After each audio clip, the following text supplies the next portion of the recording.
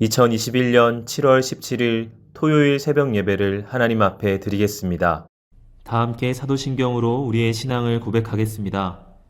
나는 전능하신 아버지 하나님, 천지의 창조주를 믿습니다.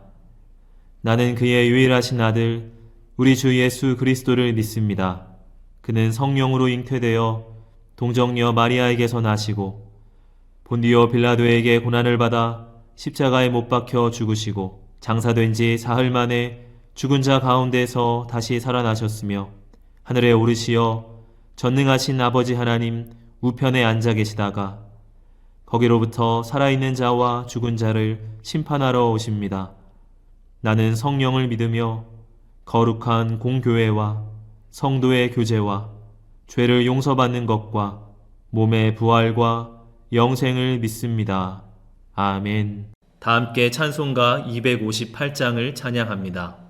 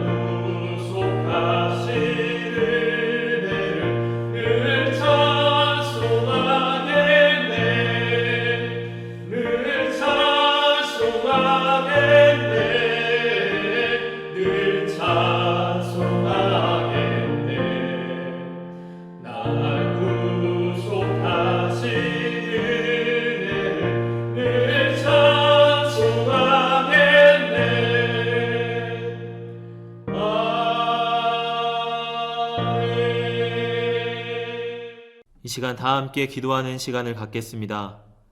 민족의 복음화와 세계 선교를 위하여 우리 교회 3133 비전과 담임 목사님, 부교역자들, 직분자들과 사명자들을 위하여 새성전 증축을 위하여 코로나19로 인해 신음하는 이 민족을 긍휼히 여겨주시고 속히 치유하시도록 우리 교회 교우들의 가정과 직장과 사업장을 붙드시고 환우들을 치유하시도록 이 시간 다 함께 기도하겠습니다.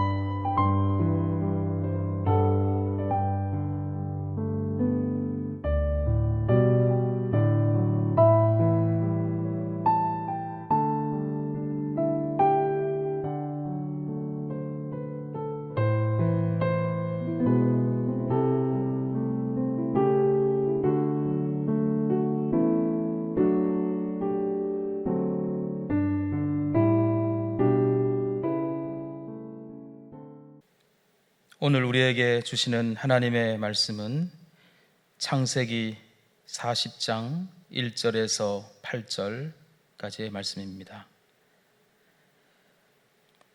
그 후에 애굽 왕의 술 맡은 자와 떡 굽는 자가 그들의 주인 애굽 왕에게 범죄한지라.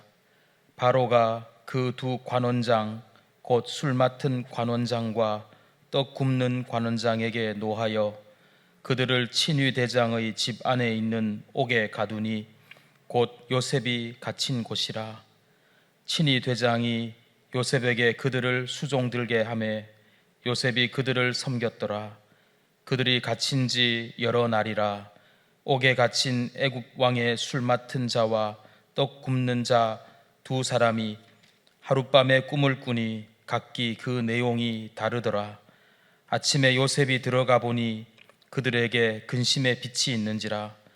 요셉이 그 주인의 집에 자기와 함께 갇힌 바로의 신하들에게 묻되 어찌하여 오늘 당신들의 얼굴에 근심의 빛이 있나이까? 그들이 그에게 이르되 우리가 꿈을 꾸었으나 이를 해석할 자가 없도다. 요셉이 그들에게 이르되 해석은 하나님께 있지 아니하니까 청하건대 내게 이르소서. 아멘.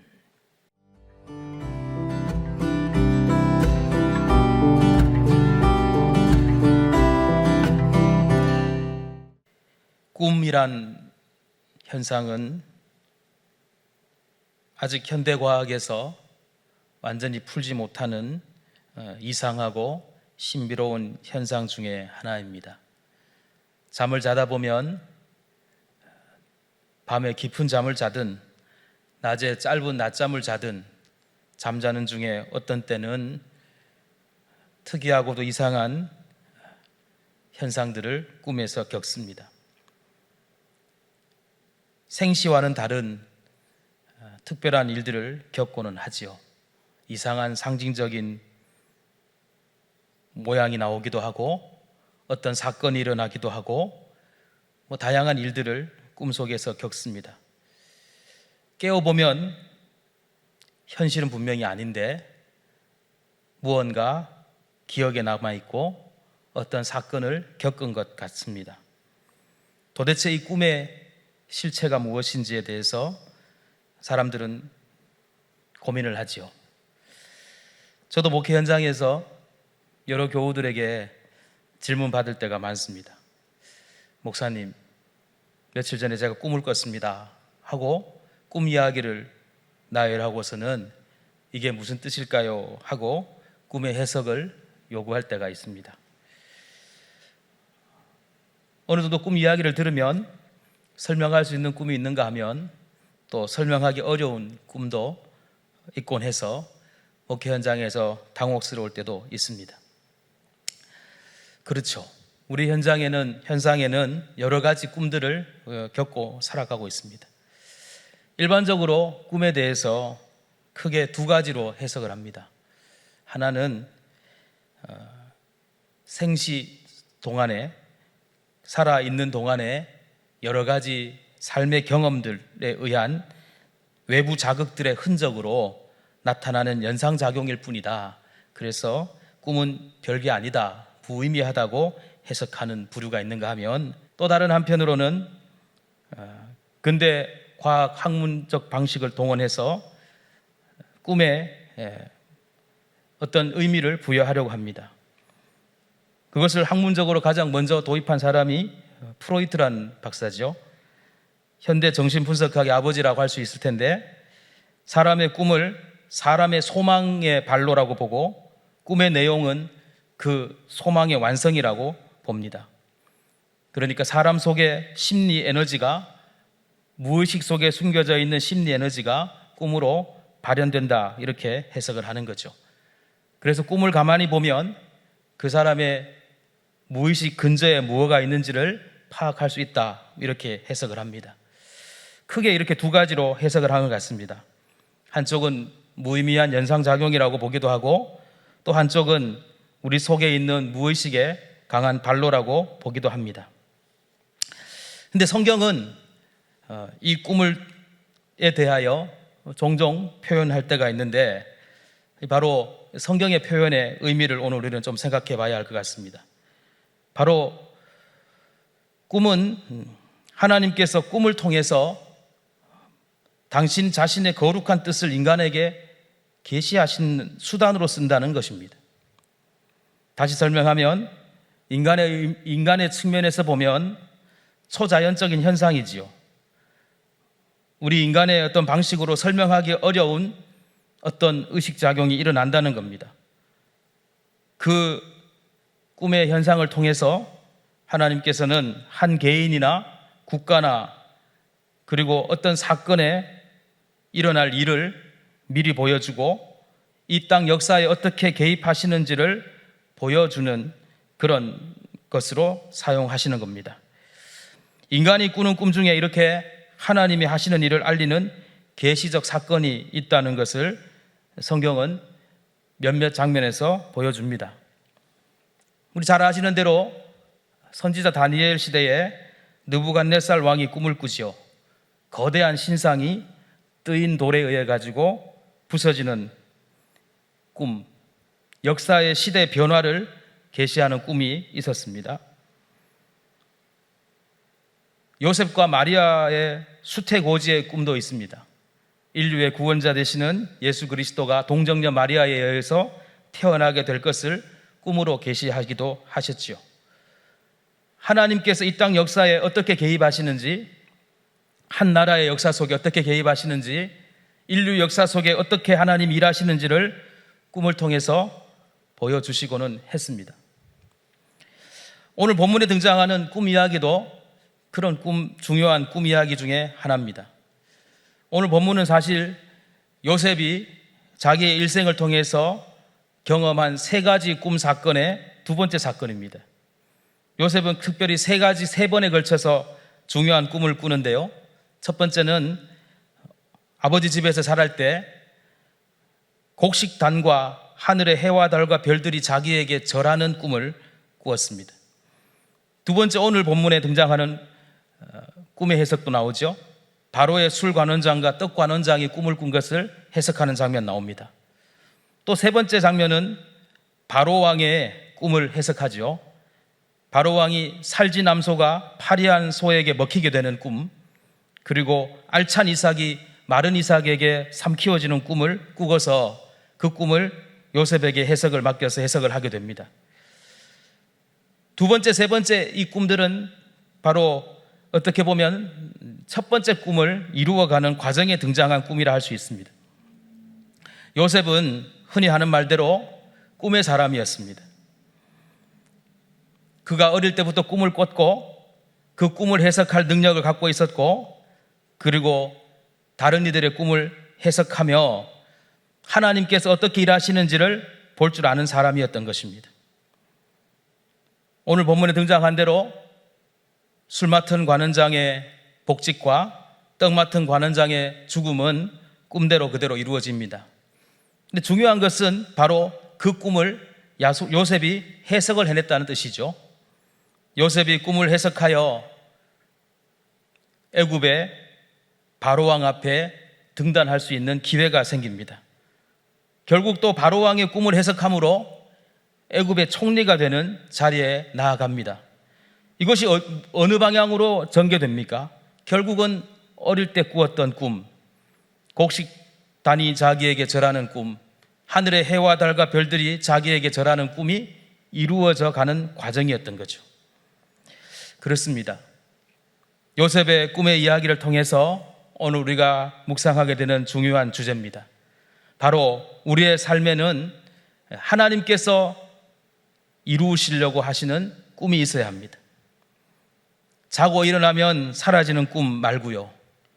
혹은 내 욕망과 내 생각의 투사로 나타나는 꿈 말고요. 하나님께서 이루고자 하시는 꿈을 우리는 꾸어야 합니다. 요셉은 17세 되기 전에 그런 꿈을 꾸었습니다. 그 꿈이 결국 30세 총리가 되는 과정을 통해서 이룹니다. 하나님은 당신의 사람들을 인도하시고 세상 역사를 인도해 가시는 과정에 하나님은 그 각 사람과 역사 속에 필요한 것을 계시하십니다. 사랑하는 성도 여러분, 오늘 우리들은 하나님으로부터 무슨 꿈과 이상을 받고 살아갑니까? 요즘 시대가 많이 어렵습니다. 너무 물질 문명화되고 세상의 것들에 휘둘리는 시대가 됩니다. 그러다 보니 하나님과 깊은 교제가 이루어지지 않고 하나님으로부터 주어지는 신령한 꿈들을 꾸지 못하는 세상이 되어버리고 있습니다. 눈앞에 보이는 현실적인 목표들, 눈앞에 보이는 육체적인 꿈들만 쫓으며 살아가는 것 아닙니까? 그 꿈 가지고는 하나님의 일을 이룰 수가 없습니다. 요셉은 자신의 인생을 인도하실 하나님의 꿈을 받았습니다. 그리고 그 신령한 꿈 때문에 어떤 인생 과정들도 다 극복하고 살았습니다. 하나님은 하나님의 사람들의 꿈을 인도하십니다. 어떠한 굴곡과 도전 앞에서도 하나님께서 약속하신 꿈은 꺾이지 않았습니다. 요셉의 경우는 형님들의 시기도 극복했습니다. 타향살이, 종살이도 극복했습니다. 온갖 모함과 거짓도 이겨냈습니다.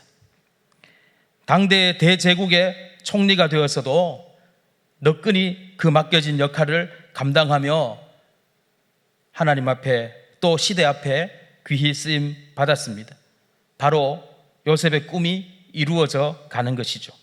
그 꿈은 바로 하나님께서 요셉에게 준 꿈입니다.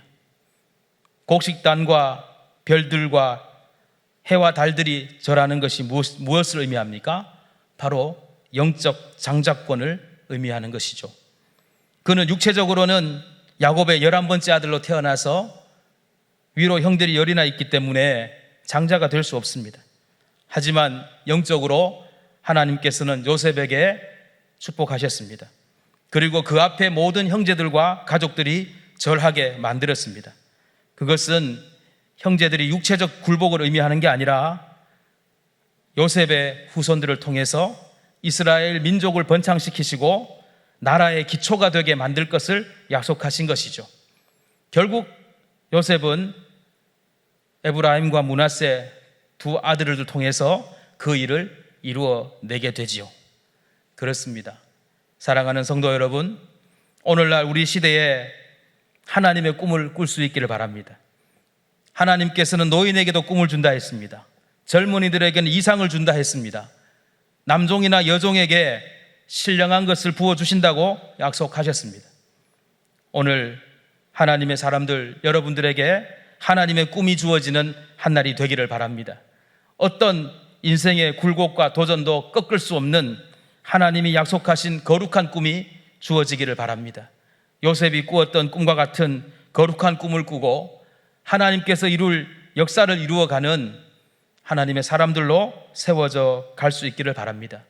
오늘도 기도하는 가운데 하나님과 깊이 교제하시고 기도하는 가운데 하나님의 신령한 것을 경험하여 이 어려운 세파 다 이겨내고 하나님께 영광을 돌리는 거룩한 하나님의 백성들 되기를 간절히 주님의 이름으로 축원합니다. 주신 말씀을 생각하며 잠시 묵상으로 기도하겠습니다.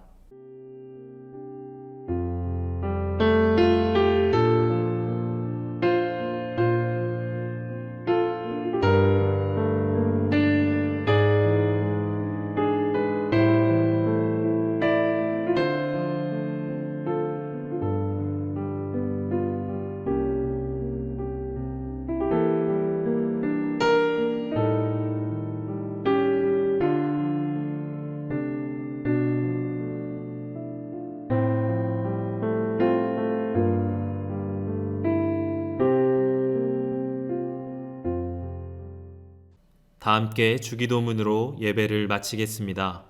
하늘에 계신 우리 아버지, 아버지의 이름을 거룩하게 하시며 아버지의 나라가 오게 하시며 아버지의 뜻이 하늘에서와 같이 땅에서도 이루어지게 하소서.